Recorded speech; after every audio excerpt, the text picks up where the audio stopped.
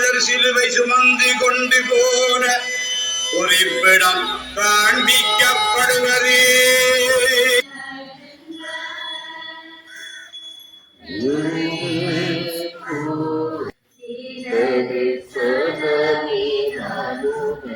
சிலுவையேற்றம் தோளில் ஏற்றுக்கொண்ட இயேசுவே, நான்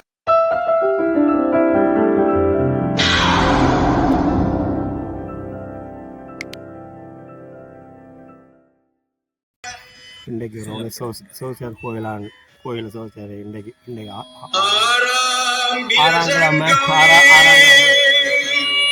இயேசுநாதர் சிலுவை சுமந்து கொண்டு போன குறிப்பிடம் காண்பிக்கப்படுவது.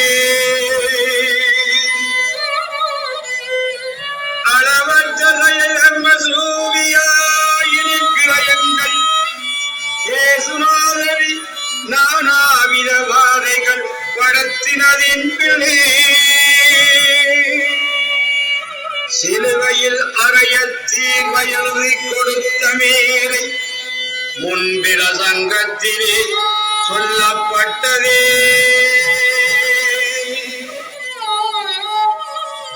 இப்போது ஆண்டவர் சுடும்பரை நெருப்பு போராடும் வரைதான் மனிதர் என்பார்கள். ஆம், போராட்டமில்லா வாழ்வு செத்த வாழ்வு.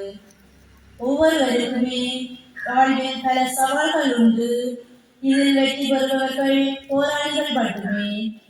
கோழைகள் தோற்று போகிறார்கள். புனிதனாக வாழ்வது என்பதும் ஒரு சவால்தான்.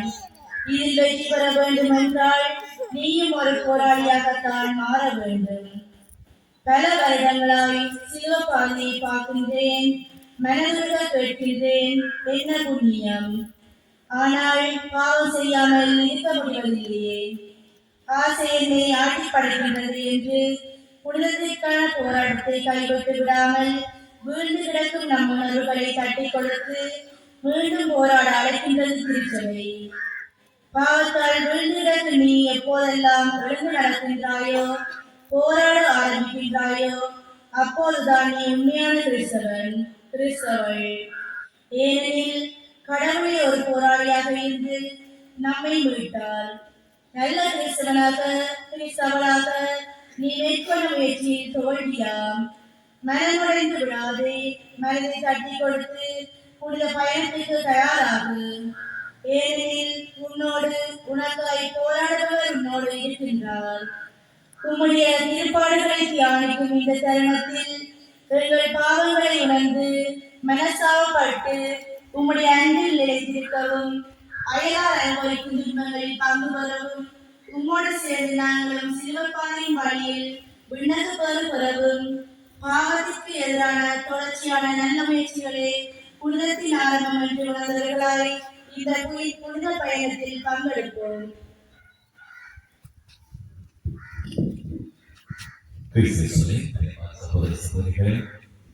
இந்த மாலை வேளையில் நாங்கள் ஒரே குடும்பமாக ஒரே பங்கு திருச்சபையாக நாங்கள் இணைந்து இந்த சிலுவை பாதையாக அதனை தொடர்ந்து திருப்பலை நிறைவிலே இப்பாடு நாங்கள் நற்கருணை வழிபாட்டிலே பங்கெடுக்க இருக்கின்றோம். இந்த வேளை எங்களுடைய வாழ்க்கையை ஒரு தியானத்தின் நாளாக நாங்கள் கருத்திலே கொண்டு எங்களுடைய தனிப்பட்ட வாழ்க்கையை நாங்கள் எங்களுக்குள்ளே சென்று எங்களை சீர்தூக்கி பார்ப்போம். அதே வேளையிலே எங்களுக்காகவும் எங்களுடைய குடும்பங்களுக்காகவும் எங்களுடைய பங்கு திருச்சபைக்காகவும் விசேடமாக எங்களுடைய பங்கு தந்து எங்களுடைய பணியாற்றுகின்ற சோதரிகள் பங்கு மக்கள் எல்லோருக்காக நாங்கள் கொண்டாடுவோம். இறைவன் நிறைவாக ஆசீர்வதிக்க வேண்டும் என்று இந்த சிலுவை பாதை தியானத்திலே நாங்கள் தியானிக்கின்ற ஒவ்வொரு ஸ்தலத்திலே எங்களுடைய தனிப்பட்ட வாழ்க்கையை நாங்கள் சீர்தூக்கி பார்ப்போம். எங்களுடைய வாழ்க்கையை நாங்கள் தீர்ப்பிடப்படுகின்ற பொழுது எங்களுடைய வாழ்க்கையை சிலுவைகள் அதிகமாக துன்பங்கள், துயரங்கள், கண்ணீர்கள் சுமக்கின்ற பொழுது நாங்கள் வாழ்க்கையை தோற்று போய் விழுந்து போயிருக்கின்ற பொழுது எங்களுடைய வாழ்க்கையை நாங்கள் கண்ணீரும் சிறுமீனமாக ஒரு கல்வாரி பாதை போன்று நாங்கள் நடந்து செல்கின்ற பொழுது இயேசுவின் பாடல்கள் நிகழ்வானவை எங்களுக்காக எனக்காக ஒவ்வொருவருக்காகவும் தன்னுடைய தோல்வியை சுமந்து சென்ற சிலுவை பட்ட கஷ்டங்களும் துன்பங்களும் வேதனைகளும் எங்கள் எல்லோருக்கும் தனிப்பட்ட வாழ்க்கையிலே குடும்பங்கள் திரு அவையான முழு குடும்ப வாழ்க்கையை ஒரு விடுதலையை இறைவன் தர வேண்டும் என்று சொல்லி கொண்டாடுவோம். எனவே பக்தியோடு நாங்கள் கலாக்களை நமக்கு இந்த சிலுவை பாதை தியானத்திலே பங்கெடுப்போம்.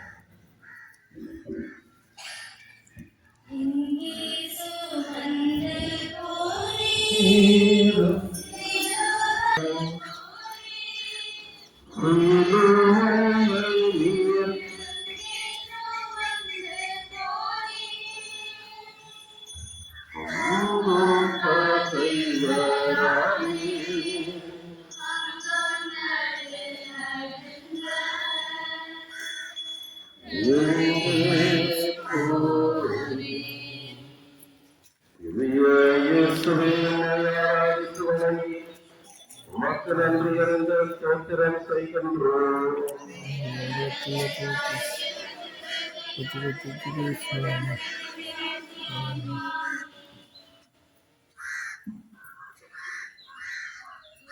மரண தண்டனைக்கு தீர்ப்பளிக்கப்படுகின்றார். அரசரின் அரியணை முன் குற்றவாளியாக நிற்கின்றார் இயேசு. அதிகாரத்தின் கைகளில் நீதியின் தராசு சாய்ந்து கிடக்கின்றது. உண்மை மௌனமாக நிற்க பொய் சத்தமிட்டு வெற்றி கொண்டாடுகின்றது. கூட்டத்தின் குரல் நீதியை நெறித்து விடுகின்றது. அவரை சிலுவையில் அறையுங்கள் என்ற முழக்கம் வானத்தை பிளக்க மனித குரல் மனித நேயத்தை மூடி மறைக்கின்றது. தன் மீது சுமத்தப்பட்ட பொய் குற்றங்களுக்கு பதில் சொல்லாமல் மௌனத்தின் மொழியால் இயேசு நிற்கின்றார். இன்று நம் சமுதாயத்திலும் எத்தனை நிரபராதிகள் தீர்ப்பளிக்கப்படுகின்றனர். சமூக வலைதளங்களில் பரவும் அரை உண்மைகள், முழு பொய்கள் ஒருவரின் வாழ்க்கையை நொடியில் சிதைக்கின்றன. நீதிமன்றம் தீர்ப்பு கூறும் முன் மக்கள் மனங்கள் தீர்ப்பளிக்க விடுகின்றன. விசாரணை இல்லாமல் விமர்சனம், உண்மை அறியாமல் அவதூறு, இதையெல்லாம் நவீன காலத்தின் சிலுவை தீர்ப்புகள் அல்லவா? பணம் பேசும் இடத்தில் நீதி மௌனம் காக்கின்றது. அதிகாரம் நிற்கும் இடத்தில் அப்பாவி நடுங்குகின்றான். பிலாத்து கைகளை கழுவி கொண்டது போல எனக்கென்ன என்ற பொறுப்பை தட்டி கழிக்கும் மனநிலை நம்மிடம் இல்லையா? அநியாயம் நடக்கும் போது மௌனமாக இருப்பதும் அநியாயத்துக்கு துணை நிற்பதல்லவா? உண்மைக்காக நிற்க தயங்கும் ஒவ்வொரு தருணமும் இயேசுவை மீண்டும் தீர்ப்பளிக்கின்றோம். குற்றமற்றவர்களை குற்றவாளிகளாக்கும் சொற்கள் நாம் நாவிலிருந்து வெளிவரும் போது நாமே கூட்டத்தின் குரலாக மாறுகின்றோம். நீதிக்காக நிற்பது இலகுவல்ல. ஆனால் மௌனம் காக்கும் வசதியை விட உண்மைக்காக சாட்சி கொடுப்பது மேலானது. குற்றம் சாட்டுவதற்கு முன் கருணையோடு கேட்போம். தீர்ப்பளிப்பதற்கு முன் உண்மையை தேடுவோம். மனிதரை அல்ல, அநியாயத்தையே குற்றம் கூறுவோம். சிலுவை தீர்ப்புகளால் நிறைந்த உலகில் கருணை மற்றும் நீதியின் குரலாக எழுவோம். ஜெபம். அநியாய தீர்ப்பை மௌனமாக ஏற்றுக்கொண்ட இயேசுவே, நாங்கள் அவசர தீர்ப்பாளிகளாக அல்ல, உண்மைக்காக நிற்கும் சாட்சிகளாக மாறவும், அநியாயம் நடைபெறும் இடங்களில் மௌனமாக அல்ல, நீதியின் பக்கம் துணிவுடன் நிற்கும் இதயத்தை பரவும் வரம் தாரும். ஆமென்.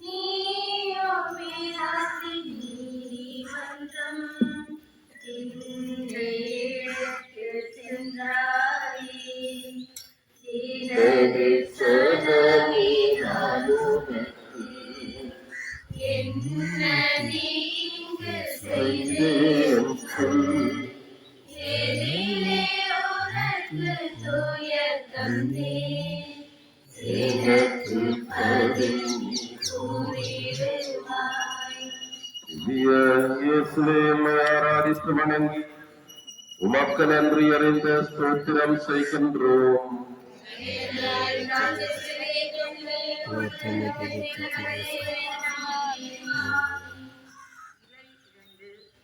இயேசு சிலுவையை தம் தோளில் ஏற்றுக்கொள்கின்றார். தீர்ப்பு வழங்கப்பட்டதும் கனமான சிலுவை இயேசுவின் தோளில் வைக்கப்படுகிறது. மரக்கட்டையின் பாரம் மட்டுமல்ல, மனுக்குலத்தின் பாவங்களின் பாரமுமே அந்த தோள்களில் சுமத்தப்படுகின்றது. தப்பிக்க இயலுமாயிருந்தும் தப்பிக்கவில்லை, மறுக்க இயலுமாயிருந்தும் மறுக்கவில்லை. சுமை திணிக்கப்பட்ட போதும் சுமந்தார், அவமானம் கொடுக்கப்பட்ட போதும் ஏற்றார். மௌன ஒப்புதலால் சிலுவையை அணைத்துக் கொண்டார். இன்றைய உலகிலும் எத்தனை சிலுவைகள்! கடனின் சுமையில் தளரும் குடும்பத் தலைவன், வேலை இழப்பின் வேதனையில் துடிக்கும் இளைஞன், கல்வி அமுத்தத்தில் நொறுங்கும் மாணவன், தனிமையில் உருகும் முதியவர், இவர்கள் ஒவ்வொருவரின் தோளிலும் ஒரு சிலுவை. சமூக அநீதி, பொருளாதார பாகுபாடு, வேலை இல்லாமை, உறவுகளின் முறிவு, இதையெல்லாம் நவீன சிலுவைகள் அல்லவா? சிலுவையை தள்ளிவிட இயேசு முயலவில்லை. நாமும் சிறிய சிரமம் வந்தாலே முறையிடுகின்றோம். பொறுப்புகளை தவிர்க்க காரணங்கள் தேடுகின்றோம். குடும்ப பொறுப்பு, சமூக பொறுப்பு, நாட்டு பொறுப்பு, இவற்றை யார் சுமப்பார்கள் என்று ஒருவரை ஒருவர் நோக்குகின்றோம். ஆனால் பொறுப்பை ஏற்கும் ஒரே மனிதன் உலகை மாற்றுகின்றான். ஓடிவிடுவது தீர்வு அல்ல, எதிர்கொள்வதே விடை. சிலுவை என்பது தண்டனை மட்டுமல்ல, மாற்றத்தின் தொடக்கம். சுமையை சுமக்கும் தோள் வலிமை கொள்கிறது, துன்பத்தை தாங்கும் இதயம் ஆழம் பெறுகின்றது.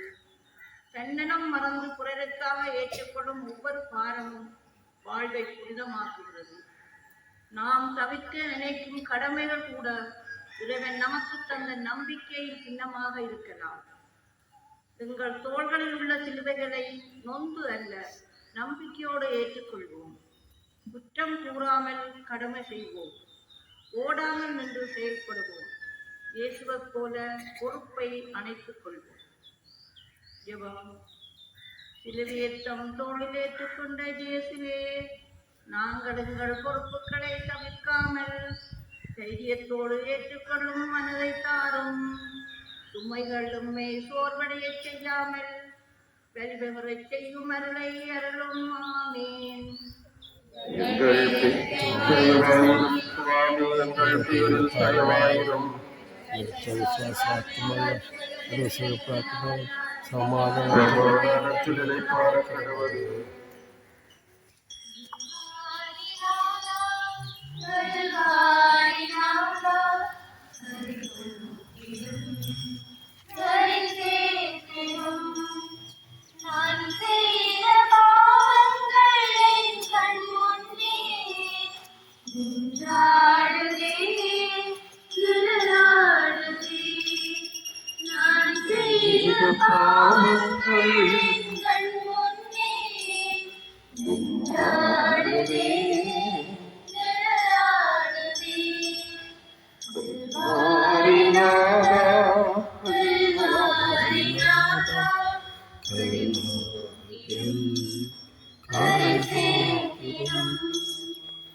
திவ்ய இயேசுவை உம்மை ஆராதித்து வணங்கி உமக்கு நன்றி அறிந்த ஸ்தோத்திரம் செய்கின்றோம்.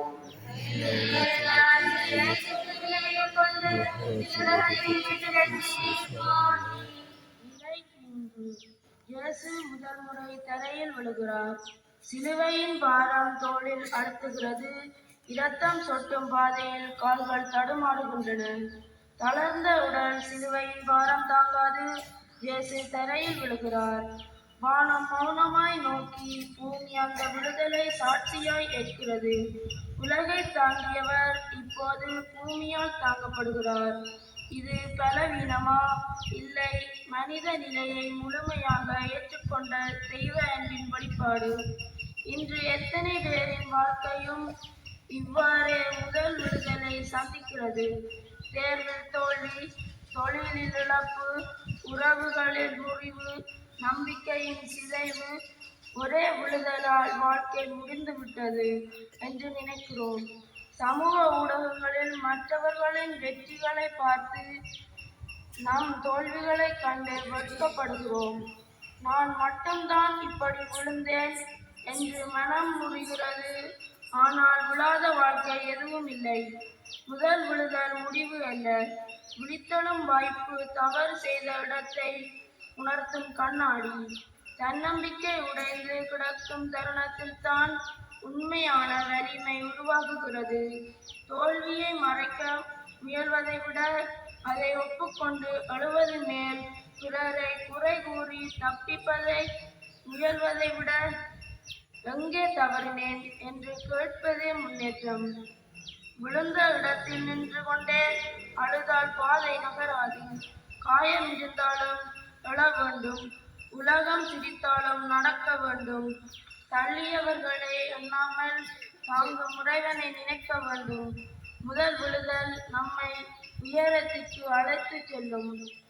வாழ்க்கையின் பாதையில் நாம் சந்திக்கும் ஒவ்வொரு தடுமாற்றமும் அழிவின் அறிகுறி அல்ல, ஆழமான மாற்றத்தின் அறிமுகம்.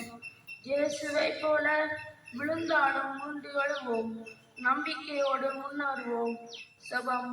முதல் முறை தரையில் விழுந்தும் எழுந்து நடந்த இயேசுவே, எங்கள் தோல்விகளால் சோர்ந்து கிடக்கிறோம்.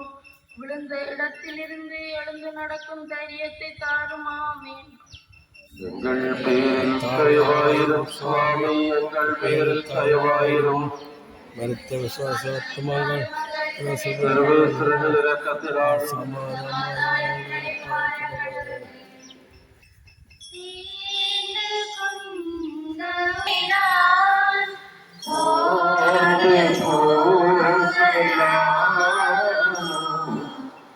என் சேற்றுக்குள் என் சேற்றுக்குள் விழுந்த என்னை ரத்தம் கொண்டு கழுவப்பா,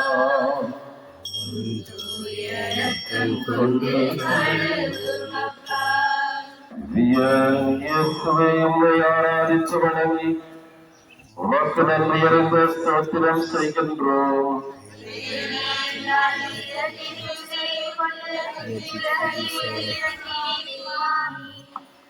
நிலை 4.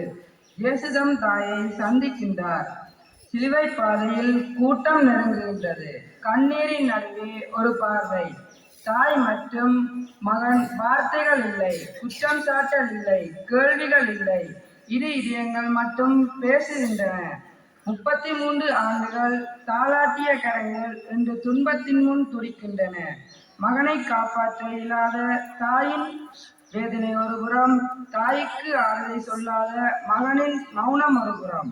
இந்த சந்திப்பு சிலுவை பாதையின் ஆழமான தருணம்.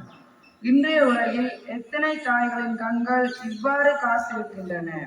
வெளிநாடுகளில் வேலைக்கு சென்ற மகன்மாரை கன ஆண்டுகள் காணாத தாய், முதியோர் இல்லத்தில் விட்டு செல்லப்பட்ட அன்னை, தொழிலின் பெயரால் பெற்றோருடன் பேச நேரமில்லாத பிள்ளைகள்.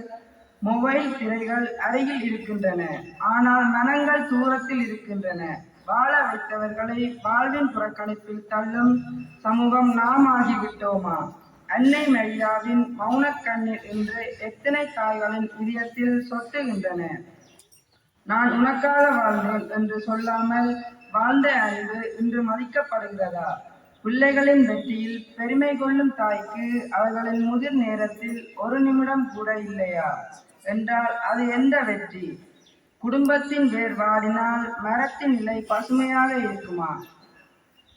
இயேசுதம் தாயை சந்தித்தார். ஓடவில்லை, மறையவில்லை. துன்பத்தின் நடுவிலும் உறவை மறக்கவில்லை. நாமும் நம் பெற்றோர்களை வெட்கப்படாமல் ஏற்றுக்கொள்வோம். அவர்களின் பலவீனங்களை குறையாக அல்ல, காலத்தின் சுமையாக காண்போம். அவர்களை மாற்ற இயலாதவரை அவர்களுடன் ஒத்துழைப்பாக போக கற்றுக்கொள்வோம். அன்பு சொல்லப்பட வேண்டியதல்ல, காட்டப்பட வேண்டியது. தாயினின் கண்ணீரை துடைப்பதே நம் கடமை. செபம். தம் தாயின் வேதனையை மௌனமாக ஏற்ற இயேசுவே, எங்கள் பெற்றோர்களை மதித்து அன்போடு கவனிக்கும் விதத்தை தந்து அவர்களின் கண்ணீரை துடைக்கும் கரங்களை எங்களுக்கு தாரும். ஆமென். எங்கள் பேரில் தயவாயிரும் சுவாமி, எங்கள் பேரில் தயவாயிரும். சமாதானத்தில் இளைப்பாற கடவுளே.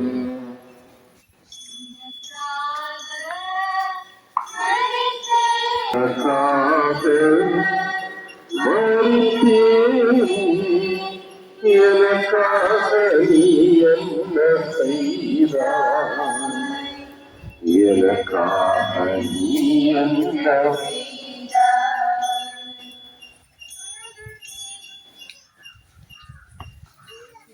திவ்ய இயேசுவை உம்மை ஆராதித்து வணங்கி உமக்கு நன்றி அறிந்த ஸ்தோத்திரம் செய்கின்றோம்.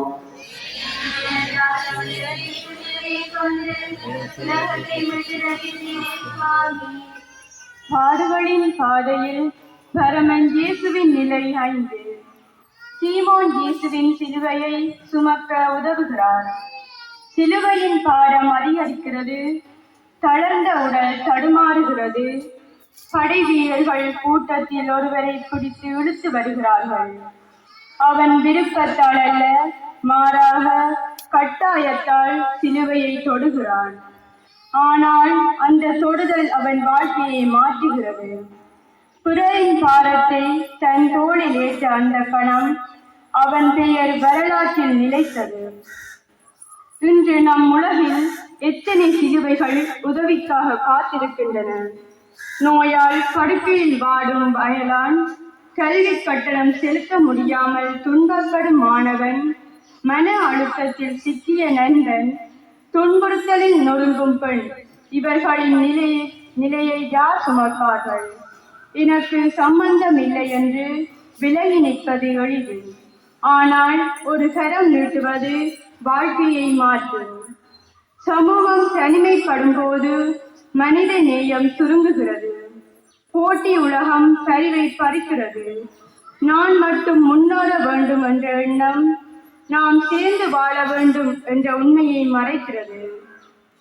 ஆனால் பிறரின் சுமையை சுமக்கும் தோள்தான் உண்மையான வலிமை.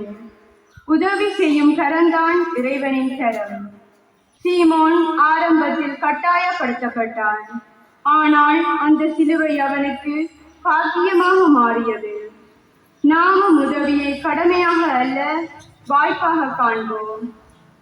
ஒரு வார்த்தை ஆறுதல், ஒரு சிறிய உதவி, ஒரு உண்மையான ஆதரவு, இவையெல்லாம் சிலுவை சுமைக்கு துணை நிற்கும் செயல்கள். பிறரின் துன்பத்தில் பங்கேற்காத வாழ்க்கை வெறுமை, பகிர்ந்து கொள்ளும் வாழ்க்கை புனிதம். இயேசுவின் சிலுவையை சுமந்த சீமோனை போல நாமும் ஒருவருக்கொருவர் தோளாக இருப்போம். செபம்.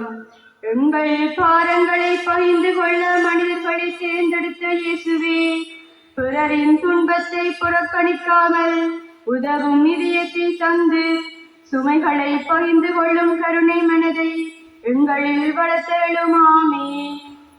எங்கள் பேரில் தயவாயிரும் சுவாமி, எங்கள் பேரில் தயவாயிரும்.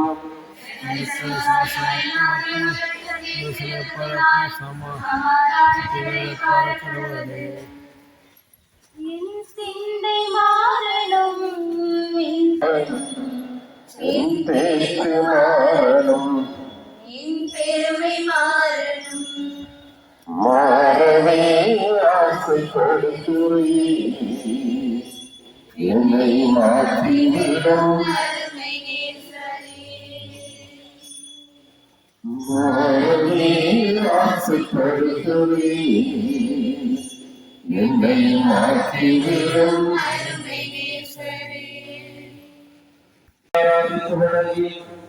உமக்கு நன்றி அறிந்த ஸ்தோத்திரம் செய்கின்றோம்.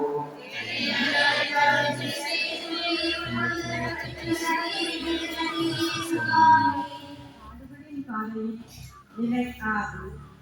வெரோனிகா இயேசுவின் முகத்தை துடைக்கின்றார். கூட்டம் நெருக்கிறது, ஆனால் குரல்கள் குத்துகின்றன. அவமதிப்பு சூழ்ந்திருக்கிறது. இரத்தமும் வியர்வையும் கலந்த முகத்துடன் இயேசு முன்னோறுகின்றார். அப்போது கூட்டத்தை உடைத்து ஒரு பெண் முன்வருகின்றார். பயம் இருந்தும் பின்னடையவில்லை. கையிலிருந்த துணையால் இயேசுவின் முகத்தை மெதுவாய் துடைக்கிறார். அந்த சிறிய செயல் கருணையின் பெரிய சாட்சி. துடைக்கப்பட்ட முகத்தில் அன்பின் தடம் பதிக்கிறது. அவமானத்தால் தனிவிழையும் மாணவன், தோல்வியால் சோர்ந்த இளைஞன், சமூக அவதூறால் நொறுங்கும் பெண், துன்பத்தில் பேச முடியாமல் நிற்கும் முதியவர், இவர்களின் முகங்கள் யார் உடைப்பார்கள்? நாம் பார்க்கின்றோம், ஆனால் அணுகின்றோமா? கேட்கின்றோம், ஆனால் புரிந்து கொள்கின்றோமா? மென்மையான வார்த்தை ஒரு நம்பிக்கை பாட்டு, ஒரு உண்மையான ஆதரவு, இவையெல்லாம் வெரோனிகாவின் துணி போன்றது. உலகம் அவமதிக்கும் போது ஒரே ஒரு கருணை செயல் மனிதரை உயிர்ப்பிக்க முடியும். சமூக ஊடகங்கள் விமர்சிக்க நேரம் இருக்கின்றது, ஆனால் ஆறுதல் கூற நேரம் இல்லை என்றால் நாம் இதயம் ஒழுகிறோம். வெரோனிகா பெரிய செயல் செய்யவில்லை, ஆனால் அன்போடு செய்தாள். துன்பத்தின் நடுவே இன்று கருணையை தேர்ந்தெடுத்தாள். நாம் செய்யும் சிறிய நன்மைகள் கூட இறைவனின் முகத்தில் பதியும். பிறரின் கண்ணீரை துடைக்கும் கரங்கள் இறைவனின் கரங்கள். கூட்டத்தின் குரல் எல்லாம் கருணையின் குரலாக இருக்கும். காயங்களை காட்டி குறைக்க குறை கூறாமல் துடைத்து குணப்படுத்துவோம். இயேசுவின் முகத்தை துடைத்த வெரோனிகாவை போல் துன்பத்தில் இருப்போரின் முகத்தில் நம்பிக்கையை பதிப்போம். கருணையுடன் முன்வந்த வெரோனிகாவின் துணிவை எமக்கு தந்த இயேசுவே, அவமானத்தில் நிற்கும் முகங்களை துடைக்கும் இதயத்தை தந்து உலகில் நம்பிக்கை மலர அருள்தாரும். ஆமென். சுவாமி எங்கள் பேரில் தயவாயிரும்.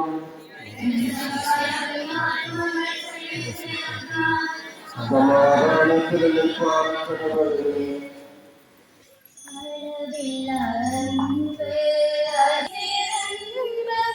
கல்வாரி மலையில் கண்ணீர் சதம்பும் இயேசுவின் அன்பை மறந்திடுவாயோ, மறந்திடுவாயோ. இயேசுவின் அன்பை ஆராதித்து வணங்கி உமக்கு நன்றி அறிந்த ஸ்தோத்திரம் செய்கின்றோம்.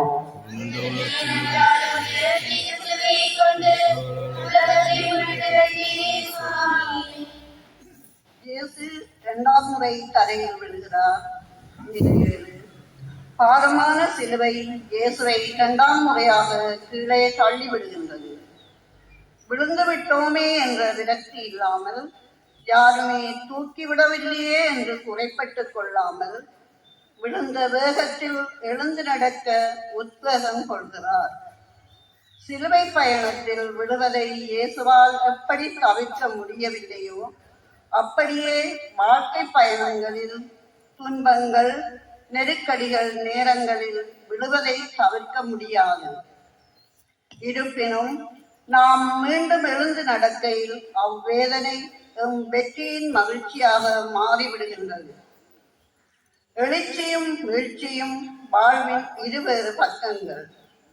வெற்றியை இனிமையாய் ஏற்றுக்கொள்ளும் இதயம் தோல்வியை ஏனோ மறந்துவிட முயற்சிக்கின்றது.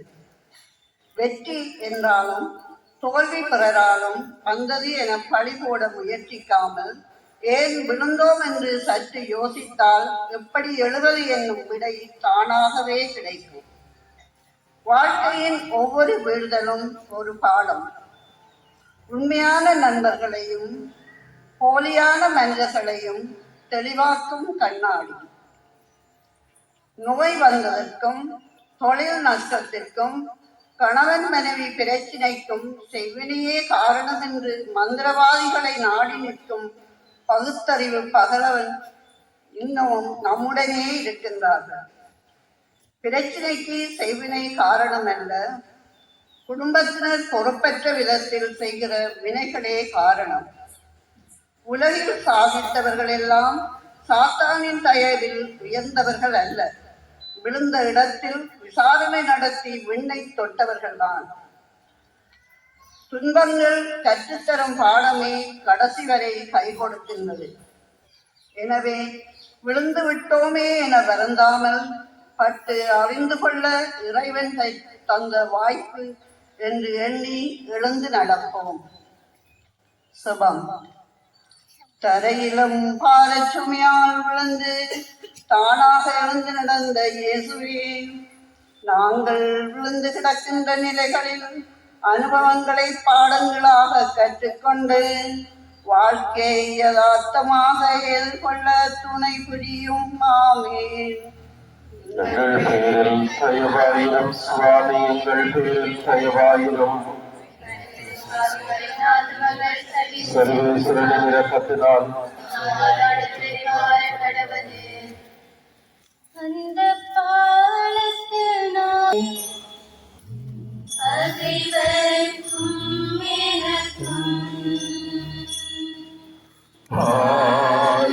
ஒன்று அமைத்தீரே இயேசுவே, இயேசுவே, இயேசுவே, இயேசுவே. திவ்ய இயேசுவே, உம்மை ஆராதித்து வணங்கி உமக்கு நன்றி அறிந்த ஸ்தோத்திரம் செய்கின்றோம்.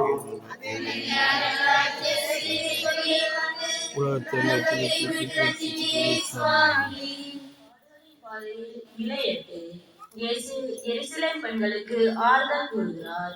இயேசுவின் துயர நிலை கண்டு எருசலேம் நகர பெண்கள் கண்ணீரோடு இயேசுவின் பின்னால் நடக்கின்றார்கள்.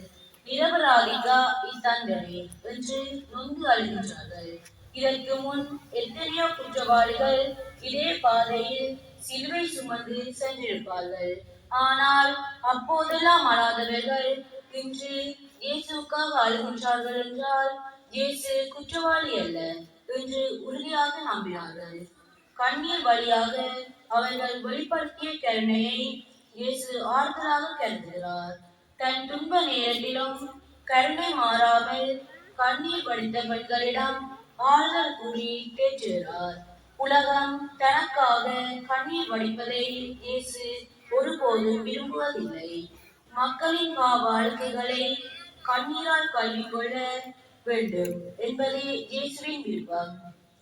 இயேசுவின் பாடுகளை நினைத்து ஆலயத்தில் அழுவது அர்த்தமற்றது, அவசியமற்றது. நாம் நினைத்து அழ வேண்டியது நம் சமூகத்தில் நிலவும் அவலங்களுக்காக, பிறரை குத்தி கிழித்த கூறிய சொற்களுக்காக. நாம் பிறருக்கும் சமூகம் முதல் அடக்கம் செய்யப்படும் கல்லறை தோட்டம் வரை கோரத்தாண்டவமாடும் சாதி வரிக்காக அழுவோம். திருமணம் எனும் திருவற்சாதனத்தை வரதட்சணை எனும் பெயரில் வியாபாரமாக்கியதற்காக அழுவோம். பெண்ணை மோக பொருளாக காட்டி பெண்ணின் மாண்பைகளுக்கும் ஊடகங்களுக்காக அழுவோம். எளியவரை வாட்டி வரைக்கும் வட்டி கொடுமைக்காக அழுவோம். கொலைகள் ஏழைகளின் கண்ணீருக்கு காரணமாயிராமல் இனி வளைந்தோடும் நீரை நம் விரல்களால் கிடைப்போம். சமூகம் அழுகுகளை கிடைப்போம். நாம் கூற வேண்டிய ஆறுதல் நாம் வழிபடும் இயேசுவுக்கு அல்ல, நம் கண்ணெதிரே வீதிகளில் வாடி கிடக்கும் இயேசுவின் சாயலை பெற்று எளியவர்களுக்காக வேண்டுதல் செய்வோம். சுபம். எருசலேம் பெண்களுக்கு ஆறுதல் சொன்ன இயேசுவே, எங்கள் வாழ்வில் சந்திக்கும் வலியவர்களுக்கு ஆறுதல் கூறி அவர்களது கண்ணீரை துடைத்திட கருணை உள்ளத்தை தாரும். ஆமென். தயவாயிரும் சுவாமி, எங்கள் பேரில் தயவாயிரும். சர்வேஸ்வரனின் இரக்கத்தினால் சமாதானத்தில் இளைப்பாற கிடவது.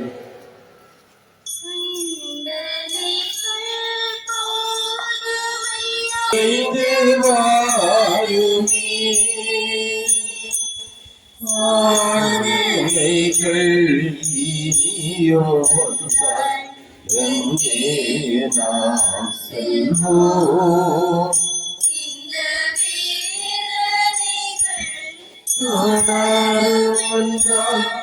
யாரிடம்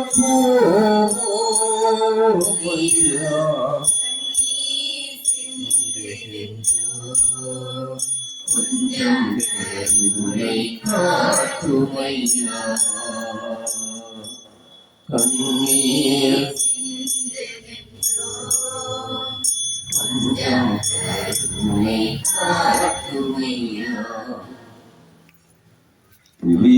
இயேசுவை உம்மை ஆராதித்து வணங்கி உமக்கு நன்றி அறிந்த ஸ்தோத்திரம் செய்கின்றோம்.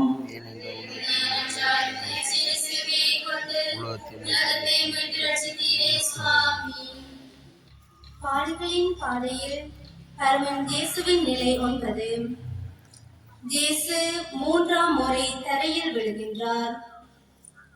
கல்வாரியை நோக்கிய கருணை மைந்தனின் பயணத்தில் இன்னும் ஒரு தடங்கள் தளர்வும் தடுமாற்றமும் இணைந்திட இயேசு தட்டு தடுமாறி 3வது முறையாக தரையில் விழுகின்றார். பாதி வழியிலே இயேசு இறந்து விடுவாரோ என்ற பரபரப்பு படை வீரர்களுக்கு அவர்களின் எண்ணத்தை வாசித்த இயேசு முழு வேகத்தையும் காட்டி எழுந்து நடக்கின்றார். நாம் தியானிக்கும் சிலுவை பாதையில் இயேசு தரையில் விழுந்த நிலை மட்டும் 3 முறை திரும்ப திரும்ப நம் சிந்தனைக்கு தந்திருப்பதில் காரணம் உண்டு. நம் வாழ்க்கை பாதையினும் சிலுவை பாதையில் தொடர்ந்து வரும் வேதனைகளும் எழுச்சிகளும் இயல்பானவையே என்பதை இயேசுவின் பாடுகளில் இருந்து கற்றுக்கொள்ள வேண்டும் என்பதற்காகத்தான் இயேசுவின் விடுதல்கள் 3 முறை தொடர்ந்து வருகின்றன. வருத்தம் வாழ்வை வாட்டி எடுக்கும். விழுந்து கிடக்காமல் அலைகளை கிழித்துக் கொண்டு ஆழியில் முன்னேறும் ஓடம் போல தடைகளை தாண்டி முன்னோக்கி நகர வேண்டும். எண்ணங்களை செயல்படுத்தும் போது ஏற்படும் சார்கல்களின் குறுக்கிடலால் பின்னடைவு என்னும் கருதாமல் முயற்சி திருவினையாக்கும் என எடுத்துக் கொள்ள வேண்டும். அடுத்தடுத்து வரும் போராட்டங்களால் தன்னம்பிக்கையை இழப்பவர்களே சாம்பலில் இருந்து உயிர் பெற்று எழும் பீலிங்ஸ் பறவையை நினைத்துக் கொள்ளுங்கள். நீங்கள் முடிந்து விட்டது என மூட்டை கட்டிய முடிச்சலில் இருந்து தொடக்கம் என்று ஒன்று துளிர்விடும் என்பதை மறவாதீர்கள். அழுத்துகிற பூமியை கிழித்துக் கொண்டு வெளியேறும் விதைகளைப் போல நெருக்குகிற இடர்களை நம்பிவிட்டு முயற்சியோடு முன்னேறுங்கள். தன்னம்பிக்கையை மட்டும் போதும். இயேசுவை போல எழுந்து நடப்போம் வாருங்கள். செபம். நம்பிக்கையை இழக்காமல் உறுதியுடன் எழுந்து நடந்த இயேசுவே, வாழ்க்கை சிலுவைகளால் விரக்தியில் விழுந்து கிடக்கின்றோம். புதிய தொடக்கத்தை எங்களுக்கு தந்திரலும். ஆமீன். எங்கள் பேரில் தயவாயிரும் சுவாமி, எங்கள் பேரில் தயவாயிரும். சமாதானத்தில் பார்க்கிறது.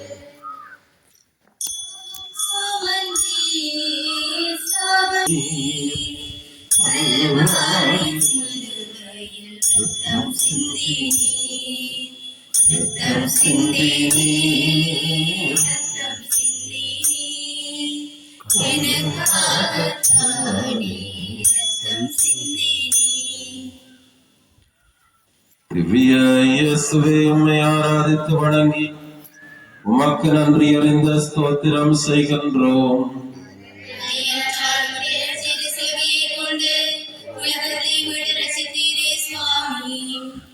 கல்வாரி பாதையில் நிலை 10. இயேசுவின் ஆடைகளை வலுக்கட்டாயமாக உரிகின்றார்கள். உயிர் போகும் போது மானமும் சேர்ந்து போக வேண்டுமென்று கொலைகாரர்கள் மலிவாக நினைத்ததன் விளைவாக உடல் வேதனையோடு மனவேதனையும் அதிகப்படுத்தும் நோக்கத்தில் காயத்தோடு ஒட்டியிருந்த ஆடையை வலுக்கட்டாயமாக களைகின்றார்கள். மனித உரிமை மீறலின் உச்சகட்ட அத்துமீறல் இதுதான். உருவிழந்து உடை இழந்து இயேசு மௌனமாக நிற்கின்றார். வாடி நின்றவர்களையெல்லாம் நாடி சென்று நலம் புரிந்த நல்லவருக்கா இந்த அவல நிலை? ஒருவரை கொலை செய்வதை விட அவமானப்படுத்துவது கொடூரமானது. சுயமரியாதை மனிதனுக்கு மட்டுமே உண்டு. ஒரு மனிதனின் சுதந்திரத்துக்குள் அத்துமீறும் அதிகாரம் யாருக்கும் வழங்கப்படவில்லை. ஆனால் இன்றோ எத்தனை அத்துமீறல்கள்! வறுமையை சாதகமாக்கி வலியோரை சூறையாடும் அக்கிரமங்கள், உடல் பலத்தின் குறைந்தவள் என்று பெண் இனத்திடம் நடத்தும் பாலியல் அத்துமீறல்கள், நாக்கு கூசாமல் பிறருக்கு எதிராக பரப்புகின்ற அவதூறு கதைகள், தமக்கு ஆதாருடைய நட்பை சிதைக்க பயன்படுத்தும் அழுக்கு வார்த்தைகள், இவர்கள் ஒளிந்திருந்து கொள்ளும் நச்சு பேர்வழிகள். இவர்களின் அவதூறுகளால் எத்தனை பேரின் இதயங்கள் நொறுக்கப்பட்டிருக்கும்! வெளிப்பார்வைக்கு புனிதமான புண்ணியவான்களைப் போல் நடந்து கொள்வார்கள், உள்ளே கொடிய விஷம் குடிகொண்டிருக்கும். இவ்வாறான நஞ்சுகளுக்கு நாம் துணை போகக்கூடாது. அநியாயமாய் அடுத்தவருக்கு அவமானம் ஏற்படுத்தும் மனித போலிகளே, உங்களின் வாழ்வும் இன்னும் ஒருவரால் அவதூறாக பேசப்படுகிறது என்பதை மறந்து விடாதீர்கள். பிறருக்கு எதிராக பேசுகிற போதும் வதந்திகளை பரப்பும் போதும் இயேசுவின் ஆடையை மீண்டும் களைந்து அவமானப்படுத்துகிறீர்கள் என்பதை மறந்து விடாதீர்கள். செபம். அவமானத்தை தாங்கிக் கொண்ட இயேசுவே, எங்கள் சமூகங்களில் அன்றாடம் அரங்கிடும் அத்துமீறல்களில் இருந்து அப்பாவி மக்களை காத்திடவும், மனித உரிமைகளை காத்திடவும், மனித உரிமைகள் மதிப்பிடவும் எங்களுக்கு அருள் தாரும். ஆமீன். எங்கள் பேரில் தயவாயிரும் சுவாமி, எங்கள் பேரில் தயவாயிரும்.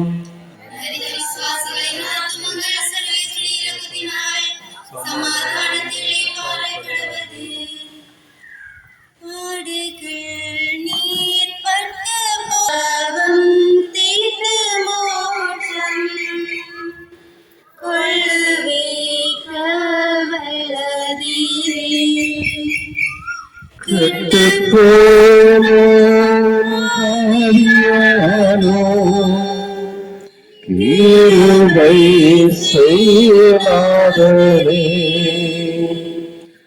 மட்டில்லாத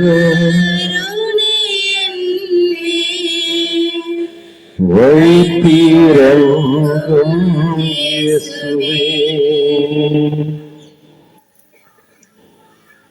இயேசுவே, உம்மை ஆராதித்து வணங்கி உமக்கு நன்றி அறிந்த ஸ்தோத்திரம் செய்கின்றோம்.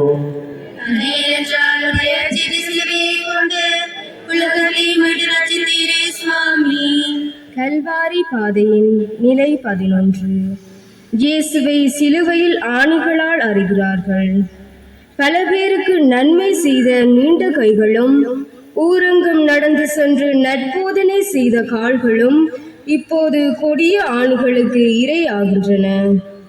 ஆணிகளால் துளைக்கப்பட்ட உடலில் இருந்து பீறிட்டு பாயும் இரத்த பூமியை சிவப்பாக்குகின்றது. வேதனையை பொறுக்க இயலாது கதறுகிறார் இயேசு.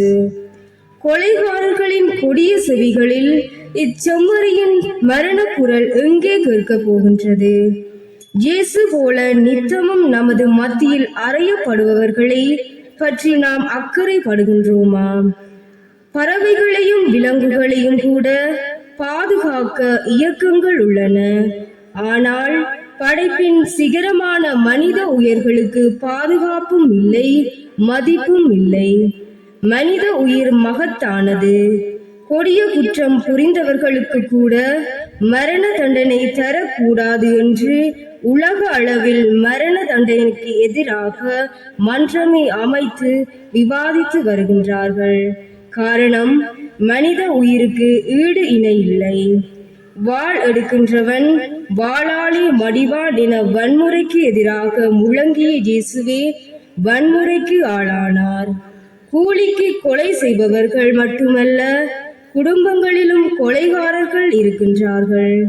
கருணற்கொலை எனும் பெயரில் உயிரின் ஓட்டத்திற்கு உலை வைப்பதும், வாழ்வே மாயம் என தற்கொலையில் ஈடுபடுவதும் ஆணிகளை இயேசுவில் அறைகின்றன. மகிழ்ச்சிக்கும் இடையூறு என கருவை கலைத்திட மருத்துவமனைக்கு செல்லும் தாய்மார்களே, நீங்களும் இயேசுவை ஆணிகளால் துளைக்கின்றீர்கள். இவர்களின் இதயங்களில் உயிரோட்டம் வரும் வரை இயேசுவை போன்றோர் சிலுவையில் அறையப்படுவதை யாரும் ஒரு பொருட்டாக எடுத்துக்கொள்ளப் போவதில்லை. மரத்து போன இதயங்கள் உணர்ச்சி பெறுவது எப்போது? செபம். ஆணிகளால் அக்கிரமமாக சிலுவையில் அறையப்பட்ட இயேசுவே, எங்கள் செயல்களால் நாங்களும் கொலைகாரர் ஆகிவிட்டோம். இந்த நிலையிலும் மனித உயிர்களின் மதிப்பை உணர்ந்து இந்த நிலையிலும் மனித உயிர்களை காக்கும் பணியில் ஈடுபட அருள் தாரும். ஆமீன். எங்கள் பேரில் தயவாயிரும் சுவாமி, எங்கள் பேரில் தயவாயிரும். சமாதானத்தில் இளைப்பாற கிடவது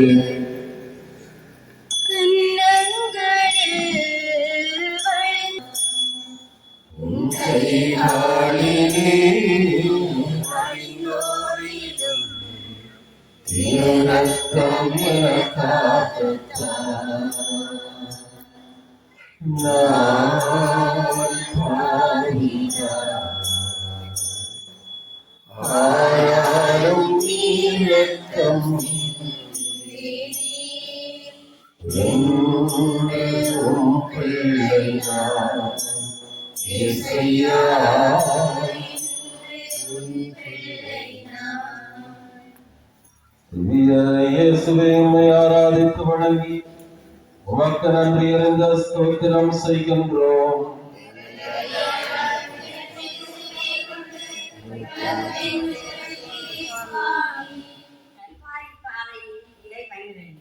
இயேசு சிலுவையில் உயிர் துறக்கிறார். உலகை உருவாக்கி பாவக்கரை நீக்கி நிறைவாக்க வந்த இயேசு எல்லாம் நிறைவேறிவிட்டது என்று தந்தையின் கைகளில் தம் உயிரை ஒப்படைக்கின்றார். கதிரவனின் கண்கள் கண்ணீரால் நிறைந்தது. எனவே கண் மூடிக்கொண்டு காரிருளை கக்கியது. இயேசுவின் பாவம் பட்ட ஆலயத்திரை இறைவனுக்கே இழப்பா என்று தன்னை கிழித்துக் கொண்டது. உலகில் எந்த தியாகம் உயிர் தியாகமே. இதற்கு மேல் எதையும் யாரும் வந்துவிட இயலாது. பூமியில் பிறப்பு போல உறப்பு உறுதியானது. பூமி ஒரு சுற்றுலா தளம்தான். இங்கு எவரும் நிரந்தரமாக தங்க இயலாது. இந்த உண்மை இறப்பு நெருங்கும் போதுதான் பலருக்கு உரைக்கின்றது. பங்களா கட்டி பணக்கட்டுகளில் படுத்துறவர்கள் தமக்கு மரணமே வரப்போவதில்லை என்று கனவிலே இருக்கின்றனர். ஆனால் அழையா விருந்தாளியாக வரும் மரணம் அவர்களை அள்ளிக்கொண்டு போய்விடுகின்றது. தங்களின் கனவு நனவாகவில்லை என்ற அங்கலாய்ப்பில் மனமின்றி உலக வாழ்வில் இருந்து விடைபெறுகின்றனர். இயேசுவின் வாழ்நாள் மிக குறைவுதான். ஆனால் சாக போகிறேனே என்று துளியளவு கவலையோ பயமோ இல்லை. பணிகளை முடித்துவிட்ட நிறைவு இயேசுவினுள் இருந்தது. மரணம் நெருங்கும் போதுதான் பணப்பட்டியலோடு செலவிட்ட நாட்களை குடும்பத்தோடும் குழந்தைகளோடும் செலவிட முடியாமல் போய்விட்டதே என்று விரும்புகின்றனர். வாழ்க்கையின் கடைசி படிக்கட்டுகளில் ஏறிய பின்தான் ரசிக்காமல் கடந்த படிகளை பின்னோக்கி திரும்பி பார்க்கின்றனர். சாவு வந்த பிறகு வாழ நினைத்து என்ன பலன்? உயிரோடு உலாவும் காலத்தில் உள்ளன்போடு உதவி செய்து மன திருப்தி கொண்டால் இயேசுவை போல் எல்லாம் நிறைவேறிவிட்டது என நிம்மதியாக கண் மூடலாம். தன்னை கரைத்து இடர்பொழிலும் மெழுகிரி போல் சிலர் இருப்பதால்தான் வாழ்வை கண்டு ரசிக்க முடிகின்றது. சுயநலமிக்க இவ்வுலகில் மனிதநேயம் உள்ள தியாக சுடர்களை ஏற்றி வைப்போம். தியாக உள்ளத்துடன் மரணத்தை ஏற்ற இயேசுவே, பிறர் வாழுகிற உங்களே தியாகம் செய்திடும் மனத்தை தாரும். நாங்கள் வாழும் சமுதாயத்தை தியாக பூமியா மாற்றியலும். ஆமீன். எங்கள் பேரில் தயவாயிரும் சுவாமி, எங்கள் பேரில் தயவாயிரும். ஆத்துமங்கள் சமாதானத்தில் இழைப்பார கிடவது.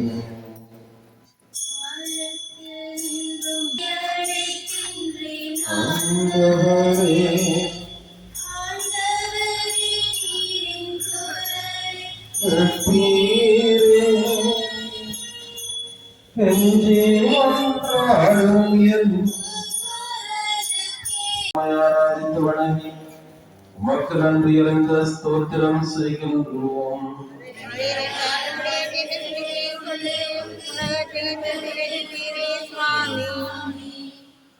மௌனமாக நிலையில் அன்றும் வாழ வர வேண்டி உலகில் இருக்கிற தந்தையே மறுமையில போற்றப்படுக உமது சாட்சி வருக உமது திருவிழம் முழுவதில் நிறைவேறுவது போல மடலிலும் நிறைவேறுக எங்களுக்கு எதிராக குற்றம் செய்வோரை நாங்கள் மன்னிப்பது போல எங்கள் குற்றங்களை மன்னியும். எங்களை சோதனைக்கு உட்படுத்தாதையும் தீமையிலிருந்து எங்களை விடுவித்தருளும். தந்தை மகன் சகோதரன்